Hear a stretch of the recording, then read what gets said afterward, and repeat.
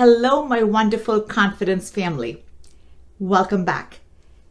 Before we dig into our video topic today, I want you to picture yourself in the following scenario. Ready? So picture you set out on an amazing journey.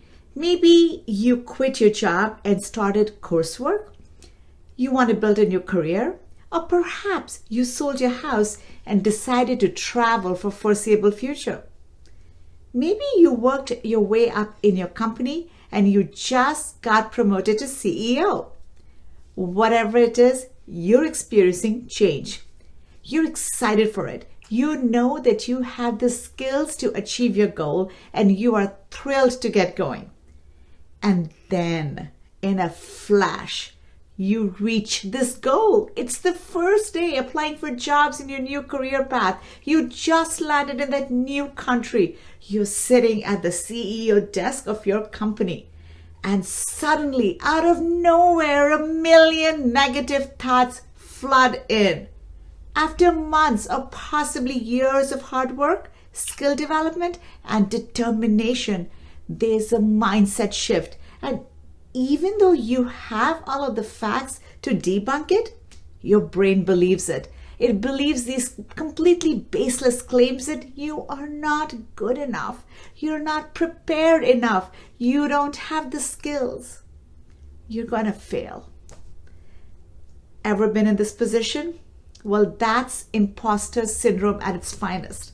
Imposter syndrome is defined as the persistent inability to believe in one's success is deserved or has been legitimately achieved as a result of one's own efforts and skills.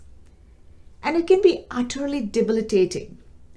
Logically, you know that it was your skill, dedication, and persistence that led you to your goal, and yet emotionally and mentally, you can't just get yourself to believe it. So if you've ever been there and are ready to kick imposter syndrome to the curb, hit that like button and subscribe, and let's get to it. At ACM, our team knows that the very first step in developing confidence is believing in yourself. And unfortunately, imposter syndrome targets just that. With a cloud of negativity and false messages floating around in our heads, it can become impossible to take the first step towards confidence. So here are 3 tips to tackle imposter syndrome. Let's tackle it head on so that you too can start your confidence journey. Tip number 1, acknowledge and understand imposter syndrome. Take the time to really recognize that what you're feeling is a common phenomena and that many successful individuals experience it. Understand that it is a psychological pattern that can be broken rather than a reflection of your actual abilities. This may sound simple, but without this acknowledgement, the already negative loop running through our minds can get that much bigger. And more negative thoughts come in like, why can't I just believe I'm good enough? What's wrong with me? Why am I the only one who can't celebrate my success? By acknowledging that imposter syndrome exists and is very common, you can help alleviate some of these negative feelings. Tip number 2, challenge your negative thoughts. When you are dealing with imposter syndrome, non-factual thoughts are flooding in all the times. Identify and challenge these negative thoughts and beliefs and ask yourself, I am good enough, aren't I? When you catch yourself, you don't deserve your achievements or you start to attribute your success to luck, ask yourself for evidence that supports these thoughts.